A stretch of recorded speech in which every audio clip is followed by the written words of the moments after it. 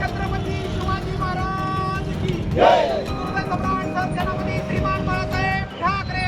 भयाजी जोशी नावाचं एक पात्र भाजपचं पिल्लू आहे हे सगळ्यांना माहीत आहे.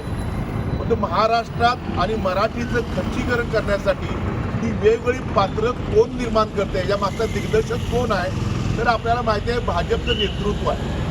या महाराष्ट्र तोडण्यासाठी, मुंबई तोडण्यासाठी आणि मराठीला कमी लेखण्यासाठी ही वेगवेगळी पात्र, मग ते सोलापूरकर असू दे, प्रशांत कोरडकर असू दे, आणि आता हे भया जोशी नावाचं पात्र बाहेर काढलेलं आहे. म्हणे काय तर महाराष्ट्रात मराठी बोलणं सक्तीचं नसावं आणि नाही आहे.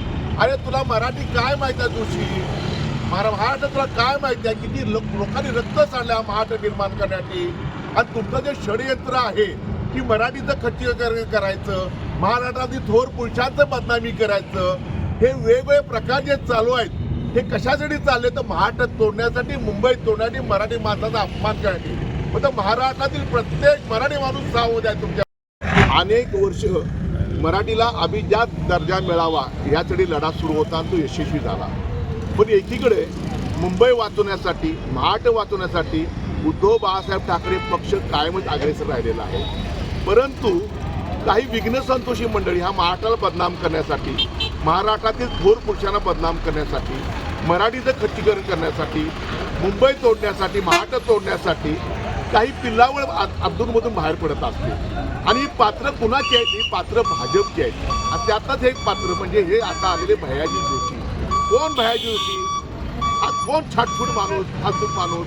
हा इथे येतो आणि महाराष्ट्रात सांगतो मराठी बोलण्याची सक्ती नाही आहे, मराठी नाही बोलत चालतं. ह्या महाराष्ट्रात मराठी बोललंच पाहिजे, कुठल्याही परिस्थितीमध्ये बोललंच पाहिजे. आमची भूमिका आहे, ती राहणार भूमिका आमची. महाराष्ट्रात मराठी बोलायला नाही तर कुठं बोलायचं आम्ही? आता आमचा हक्क आहे, प्रत्येकाने बोलावं, प्रत्येकाला ती भाषा आलीच पाहिजे, आमची भूमिका आहे. आणि ते वातावरण बिघडवायचं एक षडयंत्र रचलं गेलेलं आहे.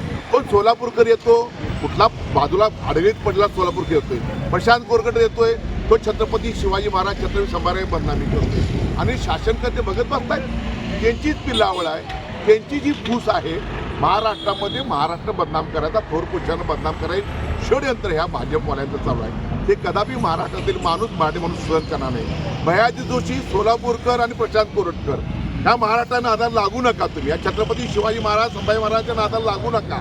जर लागला तर ह्या महाराष्ट्रातील मराठी माणूस, शिवप्रेमी तुम्हाला कुठल्याही परिस्थितीमध्ये तुमचा जो डाव चालतो यशस्वी होऊ देणार नाही. कोल्हापुरी पायतान दोन कामासाठी उपयोगी असतं, एक चांगलं घालण्यासाठी आणि डोक्यात मारण्यासाठी. त्याचा उपयोग आम्ही काय करायचा हे कोल्हापुरातील शिवसैनिक आणि महाराष्ट्रातील शिवसैनिक, शिवप्रेमी ठरवतील. भविष्यामध्ये सावध राहा. छत्रपती शिवाजी महाराज की जय. जय.